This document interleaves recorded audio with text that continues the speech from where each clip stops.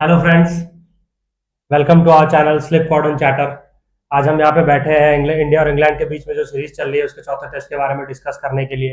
India अभी तक इस सीरीज में 2-1 से पीछे चल रहा है। अगला मैच जो होने वाला है वो मैनचेस्टर में ओल्ड ट्रैफर्ड के ग्राउंड में होने वाला है। तो भाई आप बताएं, आपको क्या लगता है, आप क्या एक्सपेक्ट कर रहे हैं इंग्लैंड से, इंडिया से अगला मैच कैसा हो सकता है? इंग्लैंड से तो हम एक्सपेक्ट कर रहे हैं कि वो अच्छा खेलेगी और उसका उस ग्राउंड पे बहुत ही अच्छा हिस्ट्री रहा है। तो हिस्ट्री तो इंडिया ऑस्ट्रेलिया में भी तोड़ के आ रही है, अभी हम लॉर्ड्स में भी तोड़ सकते थे। हाँ, एज ए इंडियन हम होप कर सकते हैं और हम पॉजिटिवली पॉजिटिवली सोच सकते हैं कि इंडिया वो वहां पे जाके इंग्लैंड को हराए और आप वो जरूरी भी है सीरीज में बराबरी करने के लिए। आप बताएं तथागत, आपको क्या लगता है? इंडिया अभी तक जैसा गेम खेल के आ रहा है, टेस्ट में 13-14 दिन डोमिनेट किया, अगर हम 15 दिन का पूरा गेम देखें तो मैनचेस्टर में आप क्या एक्सपेक्ट करेंगे इंडिया से, इंग्लैंड से? कंडीशंस पिच देखते हुए कैसे आप क्या मतलब देखना चाहेंगे कि इंडिया कैसे खेले वहां पे? ज़्यादा सेशंस में इंडिया ज़रूर डोमिनेट तो कर रहा है। जहां तक मुझे लगता है 13 दिन का तो बिल्कुल डोमिनेट करा है इंडिया ने, हाँ, जैसा अभी तक खेल के आई है। पहले टेस्ट में भी हमने देखा कि लास्ट दिन ही इंग्लैंड जीती। इस टेस्ट में भी हमने देखा, हम बोल सकते हैं कि चौथे टेस्ट का जो आखिरी सेशन था और फिर पांचवा टेस्ट जो था वो, मतलब सॉरी, पांचवा दिन जो था वो, दोनों दिन ही मुझे मतलब ऐसा लगा कि इंग्लैंड डोमिनेट कर रही है। बाकी इंडिया काफी अच्छा खेल के आई है अभी तक। तो आप मैनचेस्टर के ग्राउंड का, मैनचेस्टर का पिच, मैनचेस्टर का वेदर, इन सबको देखते हुए आपको क्या लगता है क्या होगा इस टेस्ट में? फाइट होगा, तगड़ा होगा दोनों टीम के बीच में फाइट में। बशीर पहले मैनचेस्टर में अच्छा बॉलिंग किया, उसका थोड़ा सा हिस्ट्री वहाँ पे सही है, बट अभी बशीर नहीं खेल रहा, तो ये भी एक इंडिया के लिए एडवांटेज है। और हमें देखना है कि इंडिया की तरफ से कौन कौन खेलता है, कौन कौन परफॉर्म कर पाता है, प्रिंस क्या करते हैं, करुण नायक खेलेंगे या नहीं खेलेंगे, बैटिंग लाइनअप कैसे, कुछ माइंडसेट चेंज होता है, वहाँ पॉजिटिव खेलते हैं या फिर वापस से वही हम ऑर्थोडॉक्स टेस्ट क्रिकेट पे ही जाएंगे। तो ये सब थोड़े पॉइंट्स मुझे लगता है देखने को होगा। बहुत ज्यादा डिपेंड करेगा हमारा जैसवाल कैसा खेलता है। जायसवाल जायसवाल के ऊपर तो बहुत ही ज़्यादा हमारा ओपनिंग स्टैंड पिछले 2 टेस्ट में, पिछले मतलब 2 टेस्ट में उतना कोई उभर के नहीं आया। पहले टेस्ट में बहुत अच्छा खेला था जायसवाल ने, सेंचुरी मार के आए थे अभी तक। बाकी मैनचेस्टर का पिच जो है उसके बारे में आप बताएं, आपको क्या लगता है कैसा बिहेव करने का चांसेस है? मैनचेस्टर की पिच तो फ्लैट ही है अप्रॉक्स। आप देख लो पिछले सारे मैच में अप्रॉक्स 350 रन हर इनिंग में बना है। आप ये नहीं बोल सकते कि बॉल वहां पे बहुत ज्यादा स्विंग हो रही है, सीम हो रही है, ऐसा कुछ भी नहीं है। बैट्समैन के लिए फेवरेबल कंडीशन है वहां, अगर बैट्समैन अपना अपने को अप्लाई करे वहां पे तो वहां पे बहुत ही अच्छा बैट्समैन सेट होके अच्छा लंबा स्कोर कर सकता है। मतलब आप कहना चाहते हो वापस से हाई स्कोरिंग सारे इनिंग्स जाने हाँ, वाले हैं। जैसा अभी तक मैं न्यूज़ में देख रहा हूँ, वहाँ का वेदर कंडीशन भी कुछ वैसा, बारिश के चांसेस नहीं दिख रहे। दूसरे दिन थोड़ा 50% दिखा रहे हैं, वो भी मतलब होगा नहीं होगा किसी को नहीं पता ये बात। तो टॉस टॉस आपको क्या लगता है? अगर जो भी टीम जीतती है इंडिया का तो पता टॉस नहीं, के लिए लास्ट कुछ हवन ववन करवाना पड़ेगा, हाँ, और ये कोई तो है, ऑप्शन नहीं बिना मोती भाई हवन को। के कुछ भी नहीं हो सकता। लास्ट मोती भाई इंडिया को कुछ तो कराना पड़ेगा, क्योंकि टॉस तो हमारे हाथ में है ही नहीं। लास्ट इंडिया पता नहीं कितने मैचों से टॉस नहीं जीती है। जस्ट इन केस इंडिया अगर टॉस जीतती है, अच्छा, ये भी है just in case. Just in case, बोला नहीं जा सकता कुछ, तो आपको क्या लगता है इंडिया को पहले बैटिंग करना चाहिए, बॉलिंग करना चाहिए? पिछले 3 मैच का हिस्ट्री देखते हुए अभी तक बैटिंग करना चाहिए हाँ, फोर्थ इनिंग फोर्थ में। इनिंग में जो भी बैटिंग करेगा वो हारने का चांसेस प्रोबेबिलिटी ज्यादा रहेगा। बट आपको नहीं लगता कि जैसे दूसरे टेस्ट में हम हार, सॉरी, पहले टेस्ट में जैसे हम हारे थे इंग्लैंड से, मतलब हम, और दूसरे टेस्ट में भी हमें नजर आया था कि हम 600 रन के लिए चले गए थे, वो थोड़ा ज्यादा ही ऐसा लग रहा था कि इंडिया को ये चीज लग रही है कि इंग्लैंड चेज ना कर जाए। तो बट ये भी है ना कि फर्स्ट दो मैच में फ्लैट पिच थी और उस पिच पे हर इंडिया को भी 350 चेस करने के लिए मिलता। वैसे तो ओल्ड ट्रैफर्ड का पिच भी कोई ऐसा मुश्किल नहीं तो होने मैं वाला है। यही बोल रहा हूँ कि और सारे लास्ट मैच के पिच भी कोई मुश्किल नहीं थे, इंडिया इजिली चेज कर सकते थे, हाँ, इंडिया वो, खुद ही चोक किया उसमें। तो आपको क्या लगता है इन इन सबको देखते हुए, अगर just in case Gill toss जीतते हैं तो उनको क्या करना चाहिए?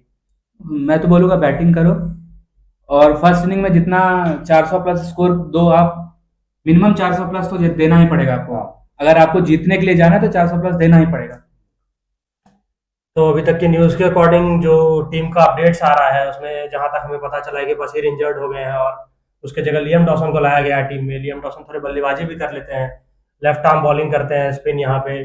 कैसे देख रहे हैं आप लियम डॉसन का एडिशन को इस टीम में? और क्या लियम डॉसन के ऊपर आप मतलब इंडियन टीम को देखते हैं कि उसको उनके उसके ऊपर भी इंडिया एग्रेसिव खेलेगी, या उसको भी बशीर की तरह ही मतलब स्ट्रोक्स के अकॉर्डिंगली चलने देगी इंडिया इस गेम में भी? तो खेलना तो इंडिया को चाहिए उसे पॉजिटिवली, उनको दबा के अगर रखना है तो हमें उनके फिफ्थ सिक्स्थ बॉलर को मारना पड़ेगा, उन्हें हमें खेलना पड़ेगा अच्छे से, उन्हें 4 या 5 के इकोनॉमी से खेलना पड़ेगा। देखने वाली बात है कि वो बैटिंग भी कर सकता है, वो स्ट्रेंथन करेगा उनका बैटिंग लाइनअप। बुमराह यहाँ पे फिर प्ले में आएंगे, बुमराह को आप सही से यूज करो, ऊपर में उन्हें ज्यादा बॉलिंग मत दो, उन्हें थोड़ा नीचे बचा कर रखो, ऊपर दूसरे बॉलर्स से कोशिश करो कि वो विकेट निकाल के आपको दे, उन पे भी ट्रस्ट करो। सिर्फ बुमराह पे आप रिलाई नहीं कर सकते, क्योंकि लोअर ऑर्डर के लिए बुमराह बहुत लीथल है, तो बुमराह बुमराह पे की बहुत यहाँ पे डिपेंड करेगा अगर उनका स्ट्रेंथन हो रहा है लोअर ऑर्डर। बुमराह की बातें कर रहे हैं तथागत, पहले ही हमें पता चल चुका है कि बुमराह 2 टेस्ट नहीं खेलने वाले हैं सीरीज में, 1 टेस्ट ऑलरेडी नहीं खेल चुके हैं।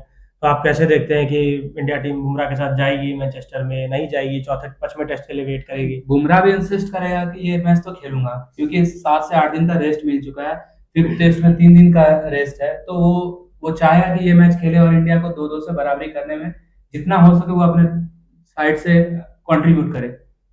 वैसे बुमराह जब जब खेली है टीम के साथ तो टीम का रिकॉर्ड अच्छा नहीं रहा। वो तो अगर मेरे से आप जानना चाहोगे तो मैं तो यही बोलूंगा कि 5वां टेस्ट खेले, इंडिया 2-2 के साथ जाए और फिर एक बार चांस लिया जाए बुमराह को टीम में लेके। तो ये एक बिल्कुल अलग टॉपिक है जिस पे हम डिस्कस कर सकते हैं कि क्या कर रही है टीम। जब बुमराह आ रही है तो अगर बुमराह पे हम रिलाई कर रहे हैं, कैप्टनसी गलत हो रही है, या फिर क्या आगे वाली टीम में ज्यादा जिस मैच में खेल रहा है बुमराह 5 विकेट तो वो ले जा रहा है। हाँ। बट उसका कोई सपोर्ट नहीं कर रहा है। आप देख लो मिस्टर आईपीएल प्रसिद्ध कृष्णा, वो तो 7 के रन रेट हर ओवर में 7-7 रन खा रहा है, वो तो अलग ही है। आईपीएल ही खेलने वाले बॉलर को लेके आप आए हो टेस्ट में खिलाने के लिए। देखो आप सीधा ऐसा प्रसिद्ध कृष्णा पे पूरा लग गए, पर उससे बॉलिंग गलत करवाया गया, उससे बॉलिंग गलत कराया गया, सिर्फ शॉर्ट पिच नहीं करा सकते थे, बट उसके पेस भी डाउन थे एक तरफ से, हम ये भी कह सकते हैं। आप देख लो आईपीएल में 145-150 क्लिक कर रहा था हर बार, बिल्कुल। और यहाँ आके 130-35 बॉल थोड़ा जिप करके आ भी रहा था, हाँ। बैट्समैन को रश कर रहे थे। यहाँ पे जो भी छोटा बॉल करना चाहे सब पे उनको और इंडिया के पास ऑप्शन क्या है, इजी, क्योंकि अर्शदीप चोटिल है, अर्शदीप भी चोटिल है, ये तो हमारे लिए सबसे बड़ी प्रॉब्लम है। आकाशदीप भी लास्ट मैच में दिखाई दिया। टेस्ट में नजर आएगा आकाशदीप भी बैक इंजरी से थोड़ा मसाज लेते हुए दिखे, वो उतना एफर्ट नहीं दिखा उनका पूरा टेस्ट। और आप ये देख लो ना कि पहले 3 मैच में आपने सिराज से बहुत ही ज्यादा ओवर बॉलिंग कराया है, वो भी तो लगातार कंटिन्यू 3 टेस्ट खेल चुका है। देखो हमारे जो असिस्टेंट कोच है उन्होंने ये भी कहा है कि सिराज से हम जो मांगते हैं वो दे देता है, वो अपने फुल हार्ट से देता है और वो देता है, पर देखना उन्हें पड़ेगा कि उसे कैसे बचा के रखना है, उसे इंजर्ड नहीं होने देना। वो तो मांगेगा, वो करेगा, क्योंकि वो अपने दिल से खेलता है बिल्कुल। तो आप तो उसे दे दोगे, वो ये टेस्ट भी खेलने के लिए रेडी होगा, करेगा, बट वो कर सकता है या नहीं, उसका फ्यूचर अगर आपको उसमें दिख रहा है एक अच्छा बॉलर, क्योंकि उसने बॉलिंग बहुत अच्छी करी लास्ट मैच में, तो उसे बचाना तो काम मैनेजमेंट का है। अब उनको देखना है वो कैसे क्या उनको खिलाते हैं नहीं खिलाते हैं, या फिर हमारे बाकी फास्ट बॉलर्स पहले तो इंजर्ड है, वो सही से रिकवर कर पाएंगे या नहीं कर पाएंगे, तभी तो सिराज के बारे में सोचे, वरना तो उसे खिलाना ही पड़ेगा। और आप इंडिया का स्पिन कॉम्बिनेशन आप यही देख रहे हैं, जडेजा वाशिंगटन, या आप एक्सपेक्ट कर रहे हैं कि इंडिया थोड़ा अग्रेसिव होके टेल से रन ना ढूंढते हुए कुलदीप को खिलाएगी? अगर कोई बॉलर, हमारा बॉलिंग उतना स्ट्रांग नहीं नजर आ रहा, जैसे इंजरी हमें दिख रहा है, तो मतलब मैं अगर अपना ओपिनियन रखूँ तो मैं तो देखना चाहूंगा कुलदीप को इस मैच में कि विकेट के लिए जाए, इंडिया अग्रेसिव बॉलिंग के लिए जाए। आप दोनों को क्या लगता है इसके बारे में? कुलदीप के लिए जा सकते हैं, बट वही है कि हमारा टेल एंड बहुत ही वीक हो जाएगा। और गेम बहुत चेंज हो चुका है मॉडर्न टाइम्स में, गेम बहुत चेंज हो चुका है। आप इतने कम बैट्समैन के साथ नहीं खेल सकते, शुरू में बॉल मूव करती है इंग्लैंड में, अगर गलती से कास्ट रहा तब तो बहुत ही मुश्किल है, आपको लोअर ऑर्डर स्ट्रॉन्ग चाहिए ही चाहिए। बाकी हमारे बॉलर्स काम कर ही दे रहे हैं, 20-20 विकेट ले रहे हैं, हाँ, तो क्या ही प्रॉब्लम। बॉलर तो विकेट ले ही रहे हैं। वाशिंगटन ने भी लास्ट में लास्ट में बहुत अच्छा बॉलिंग किया, उसके बाद उसको बिठा तो नहीं सकते आप, उतना कुछ मदद भी नहीं था उनके लिए, फिर भी तो अच्छा। आपको वैल्यू ऐड करके तो देना पड़ेगा टीम में, डॉसन बैटिंग करता है, उसी आप तरह देख आपको लो ना, ऐड करके देना पड़ेगा थोड़ा सा। तो पिछले मैच में कार से परेशान थे, कार रन बना गया, अब इसके बाद तो डॉसन भी आना है। चलिए फिर हम आगे बढ़ते हैं, इंग्लैंड के स्क्वाड की बात करते हैं। इंग्लैंड के स्क्वाड के टॉप ऑर्डर में आप जैक क्रॉली, ओली पोप, इन दोनों की जगह किसी के जगह पे बेथल को देखते हैं, या अभी इंग्लैंड जीती है इस मैच को, साथ में जाएगी, उन दोनों के साथ ही जाएगी? मेरे को लगता है कि वो चेंज नहीं करेंगे, क्योंकि वो विनिंग कॉम्बिनेशन के साथ जाना चाहेंगे, और वो कॉन्फिडेंट है कि वो 2-1 से आगे हैं, तो वो डोमिनेट करने के लिए आगे खेलेंगे विदाउट चेंज। हम जानते हैं क्रॉली क्या कर सकता है। हाँ, क्या कर सकता है क्रॉली अगर रहा और वो किसी दिन क्लिक कर गया और वो उसके बाद क्लिक करता रहा, तो इंडिया के लिए कितनी बड़ी बहुत मुश्किल हो जाएगा। जैसा इंडिया और इंग्लैंड के बीच ये तीसरा टेस्ट में मतलब एग्रेसिवनेस दिखा था हमें, क्रॉली को थोड़ा हमने पिंच भी करा है, पता नहीं हमें महंगा ना पड़ जाए मतलब चौथे टेस्ट में। उसके बाद हम आते हैं रूट ऑफ ब्रुक, तो क्या पता वो अपना बॉल से ताकत लेके आया है और उसका ताकत दिखा है। गिल ने बोला था इस बार। देखते हैं क्या होता है चौथे टेस्ट में, किस मोड में जाते हैं दोनों टीम इस बार। आगे बढ़ते हैं। रूट ऑफ ब्रुक तो फिक्स है अपने जगह पे, वहां पे मुझे तो कोई चेंजेस नजर नहीं आ रहा। दोनों फर्स्ट मतलब वर्ल्ड क्लास बल्लेबाज है, फर्स्ट सेकंड पोजीशन पे है रैंकिंग में। और हाँ, ये मैनचेस्टर में रूट्स का तो एवरेज भी बहुत अच्छा है। आप देख लो 11 मैच में Around करीबन 1000 1000 रन बनाया है उसने। 60-65 का एवरेज भी है उसका। तो उस पे टीम तो डिपेंडेंट रहेगी ही। उसके बाद हम आते हैं कैप्टन स्टोक्स पे। स्टोक्स का भी मैनचेस्टर में ठीक ठाक सा रिकॉर्ड रहा है, मतलब मैं बोलूंगा बाकी जगहों से थोड़ा अच्छा ही रहा है।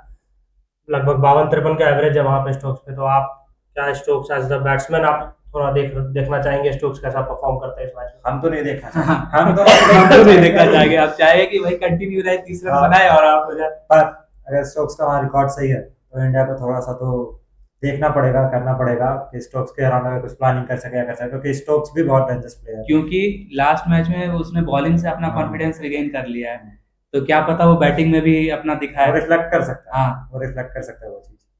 उसके बाद हम आगे देख रहे हैं Jamie Smith. Jamie Smith already काफी अच्छे फॉर्म में चल रहे हैं। जहां टीम फंसी भी थी वहां भी वो काफी अग्रेसिव खेल के टीम को आगे लेके जा रहे बहुत हैं। बहुत पॉजिटिव खेल रहे हैं वो। ऐसा नहीं है कि 4 विकेट गिर चुका है वो आए और वो डिफेंड कर रहा है, वो रनर बॉल खेल जा रहा है। मुझे लगता है अभी फिलहाल जेमी स्मिथ को आप बोल सकते हो कि मतलब इमर्जिंग प्लेयर्स में से वन ऑफ द बेस्ट नजर आ रहे हैं अभी जो उभर के आएंगे। जहां विकेट कीपर बैट्समैन का मतलब बैट्समैन का बात करें हम तो मुझे 2-3 ही नजर आते हैं। एक तो पंत हो गया, एक एलेक्स कैरी हो गया, और अब मुझे लगता है ये विकेट कीपर बैट्समैन काफी आगे आएगा इंग्लैंड के लिए। मुझे लगता है वर्ल्ड क्रिकेट में डोमिनेट करेगा अभी चल सिर्फ गया। इंग्लैंड के लिए नहीं, पूरे वर्ल्ड पूरे क्रिकेट में वर्ल्ड ये आ क्रिकेट में, जाएगा जिस हाँ। तरह ये खेल रहा है और जिस तरह से इसके माइंडसेट है खेलने के लिए। अभी तक किसी टीम के पास कोई प्लान नहीं है इसके अगेंस्ट, किसी टीम के पास कुछ भी नहीं है, कोई वीकनेस नहीं है इसका अभी तक। जबकि आज के डेट में इतना एनालिसिस होता है, सबके पास वीडियो होते हैं, सभी के पास टीम होते हैं, सारी टीम के पास टीम होता है जो एनालिसिस करके देते हैं। मुझे जो तब लगता भी। है वो काउंटर अटैक करने में माहिर है। वो थोड़ा थोड़ा पंत की तरह ही खेलता है, बट जहाँ पे आप जब पंत मार रहे होते हो तो आपको उतना मतलब कॉन्फिडेंस नहीं नजर आता। वो थोड़ा बल्ला हाथ छूटता है उनका, थोड़ा टेक्निकली उतना नहीं मारते वो। हिटर बेटर है वो, हाँ पंच से बेटर हाँ, हिटर। थोड़ा टेक्निकली सिक्स हिटर तो पक्का बहुत ही है वो अच्छा। better। टेक्निकली भी मुझे लगता है थोड़ा सा ज्यादा साउंड है वो पंत हाँ। से। अभी तक डिफेंस भी अच्छा दिखाया, नहीं मैं बोलूंगा, बट ठीक है। डिफेंस भी अच्छा दिखाया। ऐसा नहीं है सीरीज में डिफेंस कॉम्पैक्ट प्लेयर दिखा है वो। ऐसा नहीं कि सिर्फ वो बैट चला रहा है, डिफेंस भी अच्छा कर रहा है, जो अच्छा बॉलर उसको अच्छे से सामान भी दे रहा है। और उसके अलावा जब अटैक करने के मोड में आता है तो आप कोई भी बॉलर को ला लो, 15 रन 20 रन तो वो मार जा रहा है। चाहे आप फील्ड भी क्यों ना लगाओ। हाँ। चलिए अब आगे बढ़ते हैं इंग्लैंड के पेस अटैक के बारे में बात करने के लिए। आपको लगता है England Woakes, cars, Stokes, Archer इन्हीं के साथ जाना चाहेगी हाँ। या आप कुछ चेंजेस देख रहे हैं कहीं भी? हो सकता है क्या 4 टेस्ट में अगर वोक्स को रेस्ट देना चाहे तो वो दे सकते हैं। एटकिंसन फिट हो गए हैं, हाँ, एटकिंसन चौथे फिट हो टेस्ट के गए लिए तो वो दे सकते हैं। प्रैक्टिस मैच भी खेला उन्होंने अभी क्लब में, कहीं पे मुझे देखने के लिए मिला था। प्रैक्टिस मैच भी खेल रहे थे, पेस उनका ठीक ठाक नजर आ रहा था वहाँ पे। तो मे भी हो सकता है हो सकता है कि वोक्स की जगह एटकिंसन वर्कलोड मैनेजमेंट के लिए उसको रेस्ट दे सकते हैं। उसके अलावा मेरे को नहीं लगता है कि फास्ट बॉलिंग में कोई चेंजेस दिख रहा है मेरे को। पर वो उसको नहीं बिठाना चाहिए, मेरे हिसाब से तो बिल्कुल नहीं बिठाना चाहिए। कोई इंजरी तो नहीं है उसे। नहीं, एटकिंसन और वोक्स में मुझे लगता है फिलहाल अगर आप कंपेयर करो तो एटकिंसन थोड़ा थोड़ा ज्यादा अच्छा है, क्योंकि वो बल्लेबाजी भी कर लेते हैं वोक्स के बराबर का। लॉर्ड्स में सेंचुरी भी है उनका एक, बॉलिंग भी काफी मतलब कसी भी करते हैं, थोड़ा मूवमेंट। सेंचुरी तो लॉर्ड्स में वोक्स की भी है। वोक्स का सेंचुरी मेरे को आइडिया नहीं है इसके इंडिया के बारे में। अगेंस्ट में ही मारा था। सेंचुरी लॉर्ड्स में, मारा? हाँ। लॉर्ड्स में। चलिए फिर आगे बढ़ते हैं हम। इंडिया का स्क्वाड ओपनर्स आप स्टेबल देख रहे हैं अभी तो जायसवाल और वो खेलेंगे। हमारे टॉप ऑर्डर में मे बी करुण नायर का स्पॉट आप दोनों को क्या लगता है कि करुण नायर अपना स्पॉट रख पाएंगे चौथे टेस्ट में? पहले आप बताओ, खेलना चाहिए या नहीं खेलना चाहिए? मुझे तो लगता है कि मैं जहां तक अभी तक उनको देखा हूँ तीनों टेस्ट में खेलते हुए, अगर आप मेरे से टेस्ट इस सीरीज को लेके पूछोगे तो मैं तो किसी और की तरफ देखना चाहूंगा इस टेस्ट में। बट इतने दिन के बाद वापसी कर रहे हैं और ऐसा नहीं है कि पीछे रन बना के नहीं आए हैं। थोड़ा मोड़ा बीच में कभी एक बार स्टेबल भी नजर आया है, थोड़ा एग्रेसिव भी खेले हैं। थोड़ा सा मैं अगर सेलेक्टर्स के पर्सपेक्टिव से देखूंगा तो मे भी मुझे लगता है एक चांस और उन्हें मिल सकता है इस टेस्ट में। अगर इस टेस्ट में मतलब मेरे को लगता है उनके लिए डेडलाइन होगा। अगर वो कुछ नहीं करते हैं इस टेस्ट के दोनों इनिंग में तो मुझे मुश्किल लगता है कि आगे उनको कोई भी चांसेस मिलेंगे। आप क्या कहना चाहते हैं? मेरे को भी लगता है कि अगर आप इंटरनेशनल क्रिकेट खेल रहे हो और आपको इतना चांस मिल चुका है, आपने 6 इनिंग खेल लिया, उस 6 इनिंग में मेरे को वो कॉम्पैक्ट नजर नहीं आया। एक ही इनिंग में जिसमें उसने 40 रन बनाया था, उसमें थोड़ा बहुत दिखा था कि वो पॉजिटिवली खेल रहा था। उसके अलावा मेरे को नहीं दिखा। बट हाँ, इतने दिन के बाद चांस मिला है, वो इतना अच्छा परफॉर्म करके आए हैं। अगर सेलेक्टर और टीम मैनेजमेंट उस पर भरोसा करेंगे तो एक और चांस मिल सकता है। आप अगर एक इंडिविजुअल प्लेयर के पर्सपेक्टिव से देखो, अगर सेलेक्टर इस वे में देखते हैं तो उनको चांस मिलना चाहिए। बट आप पूरे टीम के लिए देखो और सीरीज का वेटेज कहाँ पे, अगर इंडिया ये मैच जीत के आ रहे होते तो मैं कभी नहीं, हम ये बात भी नहीं कर रहे होते कि करुण नायर को मौका मिलेगा नहीं मिलेगा।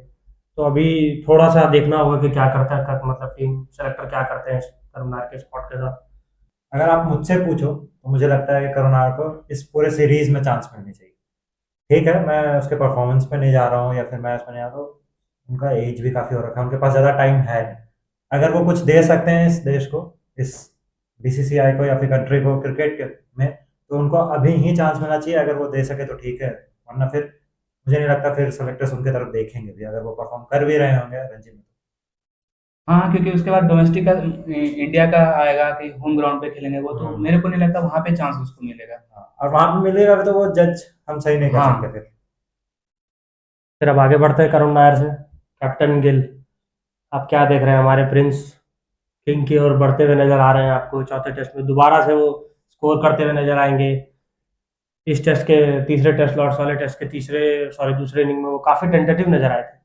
पहले इनिंग में भी 16 पे अच्छा ट्रैप करा था उसको, गिल को। तो आप दोनों कैसे देखते हैं गिल के इनिंग को? कितना इंपॉर्टेंट होगा इंडिया के लिए कि गिल स्कोर करे इस मैच में? प्रिंस को तो स्कोर करना चाहिए, और प्रिंस के बैटिंग एनालिसिस के लिए इंडिया के बैटिंग कोच भी हैं। उन्होंने बता दिया होगा उनको कि आप थोड़े टेंटेटिव नजर आ रहे हो, आप बहुत नर्वस होकर खेल रहे थे। टू बी फ्रैंक, नर्वस वहाँ होकर पे खेल रहे थे। वहाँ पे काफी ज्यादा प्रेशर भी था उनके ऊपर, हम मानते हैं ये बात कि काफी ज्यादा प्रेशर था। मुझे नहीं पता आप दोनों ये क्यों बोल रहे हो, बट मुझे कहीं से नहीं लगा कि वो टेंटेटिव खेल रहे थे। वो एक बॉल की बात थी जो उनको अच्छी पड़ी, जो कि उन्होंने प्लान किया था, उन्होंने सही स्ट्रेटेजाइज किया और उनका विकेट लिया। मुझे नेक्स्ट मुझे इनिंग में भी कुछ ऐसा कुछ खास टेंटेटिव नहीं खेल आप ये देखो ना, सेकंड टेस्ट में उसका बहुत ही अच्छा फॉरवर्ड डिफेंस आ रहा था हाँ। उस बॉल पे। एग्जैक्टली, तो वो आगे से खेल रहे थे। वो उन्होंने पीछे उनको नहीं, किया। तो जहाँ पे तीसरे टेस्ट के दूसरे इनिंग में जब वो आउट हुए या फिर वो जितने बॉल खेले, कीपर एक बार भी ऊपर नहीं आया था उस समय। ब्राइटन कार्स बट वो आगे से नहीं खेल रहे थे। नहीं, वो क्रीज के अंदर से खेल रहे वही तो, वो उनके माइंडसेट से उन्होंने खेला ना, उनके माइंडसेट से खेला। उन्होंने कुछ टेंटेटिव नहीं खेला, उन्होंने कुछ खराब नहीं किया। उनको थोड़ा सा अपना ये सब चीज सीखेंगे, अगर टाइम से सीखेंगे। अभी भी वो काफी यंग है, वो अभी टाइम भी से 23 सीखेंगे। 24 थे। रिकॉर्ड बना चुके हैं अभी तक इंग्लैंड में, द्रविड़ को पास कर चुके हैं, 603 रन पे आ गए हैं। खुद में ही काफी बड़ा बात है ये। एज अ इंडियन हम तो देखना चाहेंगे वो 1000 रन के करीब जाए। और हर कोई कोहली भी नहीं होता कि हाँ। नए अग्रेसर के बाद फिर उनका गेम में कंप्लीट माइंड हो। कोहली डिफरेंट चीज हाँ, थे मे उस भी ये भी चीज हो में। सकता है कि थोड़ा हाँ। सा डिस्ट्रैक्टेड हो गया हो लास्ट में, खुद को कंपोज करके आएंगे यहाँ पे। आगे बढ़ते हैं हम पंत को कहाँ देख रहे हैं? पंत खेलेंगे ये मैच? पंत की उंगली में चोट लगा हुआ है, पंत को आप खेलते हुए देखना चाहेंगे? अगर वो खेलते हैं तो इस बार हम सब्स्टिट्यूट में कीपर नहीं ले सकते। अगर आप मैंने एक न्यूज भी देखा था जिसमें ये बोल रहे थे कि पंत खेलेंगे एज अ बैट्समैन और ध्रुव जुरैल को एज अ कीपर खिलाना चाह रहे हैं। नहीं है, ये अलाउड नहीं करेंगे, ये उन्होंने पहले ही बोल रखा है। नहीं, ये क्योंकि मिड मैच में आप मैं change ये कर बोल रहा सकते हूँ, ध्रुव जुरैल भी खेलेगा, तो आप पंत भी खेलेगा प्लेइंग तो 11 आप में। ध्रुव जुरैल को किसकी आप जगह किसी रिप्लेसमेंट bowler देख को रहे हैं? drop करोगे। करुण नायर को आप ड्रॉप करना चाह रहे हो? लग तो यही रहा है, क्योंकि पंत एज अ बैट्समैन तो खेल सकता है, एज अ कीपर नहीं खेल पाया क्योंकि उसका फिंगर फिर यहाँ चोट पे है, मैं और ये आप भी ये पंत को भी ड्रॉप भी नहीं कर सकते। मैं ये भी जानना चाहूंगा कि पंत काफी अनकंफर्टेबल दिखे थे, तो तीसरे नंबर पे आप ध्रुव जुरैल को बैटिंग देखते हैं? मतलब अगर जस्ट इन केस अगर ये रिप्लेसमेंट के लिए जाते हैं तो तीसरे विकेट के तीसरे डाउन पे आप तीसरे नंबर के बैटिंग पे आप ध्रुव जुरैल को देखते हैं, या फिर पहले टेस्ट में साई सुदर्शन खेले थे वहां पे, आप साई सुदर्शन को वहां मौका मिलते हुए देखते हैं? साई सुदर्शन के ऊपर आप प्रेफर करेंगे ध्रुव जुरैल को, जस्ट इन केस अगर पंत इंजर्ड होते हैं तो? अगर पंत इंजर्ड है और उन्हें सिर्फ बैटिंग के लिए खिलाया जा रहा है, तब तो हमारे पास ऑप्शन नहीं है, ध्रुव जुरैल को खिलाना ही पड़ेगा। हमारे पास दर्शन है, के पास ऑप्शन जाएंगे। है, राहुल ने विकेट कीपिंग करा है इंडिया के लिए, राहुल किसी कर सकते रीजन हैं से इस मैच राहुल में। नहीं कर रहे हैं ना। किसी मैं रीजन समझ से- रहा हूँ उनके लंबा नहीं कर पाएंगे। टेस्ट में भी करा है, उनके बैटिंग पे असर पड़ेगा, मैं समझ रहा हूँ ये बात।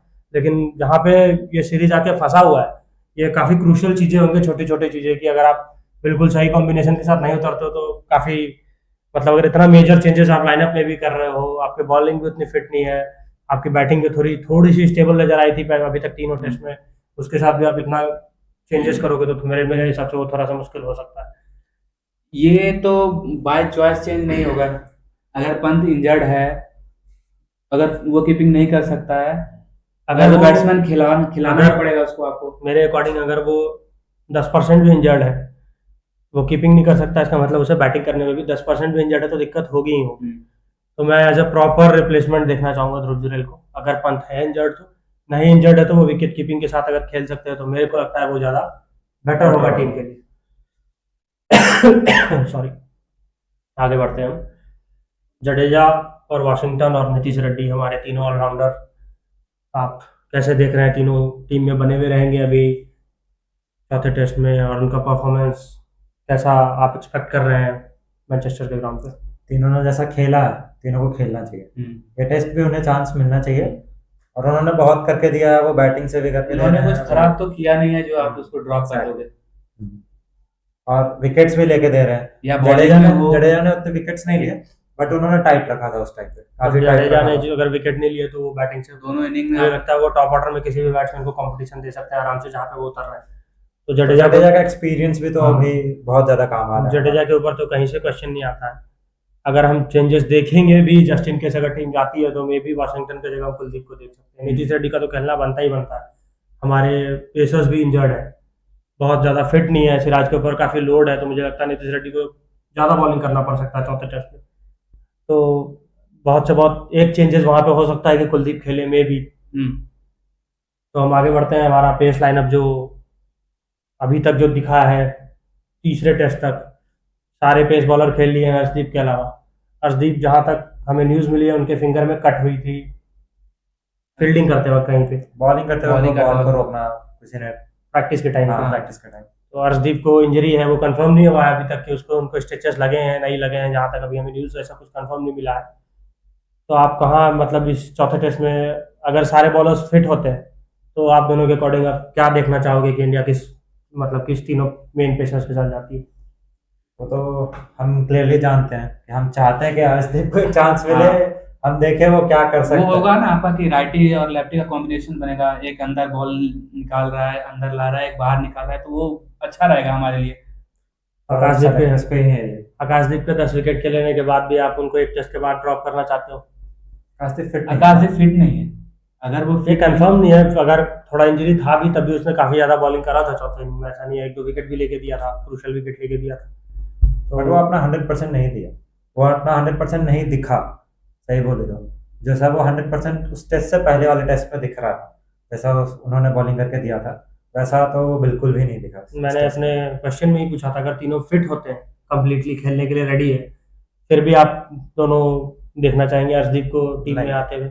मेरे तरफ से तो नहीं, फिर तो इन्हें कंटिन्यू करना चाहिए, नहीं कंटिन्यू, क्योंकि वो 2 मैच खेल चुके हैं, उसको पता है कि कैसा पिच बिहेव कर रही है, किस एरिया में बॉलिंग डालना है, तो वहाँ पे यूज टू हो चुके हैं। अभी आप नया बॉलर को नहीं ला सकते। ऐसा नहीं है, अर्शदीप के पास भी काउंटी का एक्सपीरियंस है। आप काउंटी और इंटरनेशनल को काउंट नहीं कर सकते ना, वहाँ पे भी उन्होंने मैं ये मान सकता हूँ, करुण नायर का भी आप देखें तो काउंटी में काफी अच्छा परफॉर्म करके आया था, इंटरनेशनल लेवल पे इंग्लैंड में ही खेल रहे हैं, रन नहीं लग रहा उनके बल्ले से। तो हम इसी टीम के साथ आगे बढ़ने वाले हैं। आप वहाँ का वेदर वगैरह भी काफ़ी अच्छा रहने वाला है, मैच काफ़ी इंटरेस्टिंग होने वाला है अगला चौथा मैच। मतलब हमारे एंड से तो फिंगर क्रॉस्ड है, पूरे इंडिया के एंड से फिंगर क्रॉस्ड होगा कि ये टेस्ट इंडिया जीते। फिंगर क्रॉस्ड वाला सवाल ही नहीं आता, यहाँ पे इंडिया को जीतना ही होगा ये मैच। सीरीज को अलाइव रखना है तो जीतना ही पड़ेगा। सिंपल सा बात है ये। ठीक है, हमने सारा पॉइंट्स कवर कर लिया अभी तक जो भी न्यूज़ में है। यहाँ पे हम अपना वीडियो खत्म करते हैं। थैंक यू हमारे साथ जुड़े रहने के लिए, और आगे भी जुड़े रहना हमारे साथ। हम इसी तरह न्यूज़ और अपडेट्स जो भी होगा हम मैचेस के दौरान आपके लिए लाते रहेंगे, और हमेशा आपके साथ बने रहेंगे। और प्लीज़ हमें सपोर्ट करो, आप हमें सब्सक्राइब करो, हमें लाइक करो, हमें शेयर करो अपने दोस्तों अपने फैमिलीज़ के साथ, और इसी तरह हमारे साथ जुड़ो। Flipkart and chatter.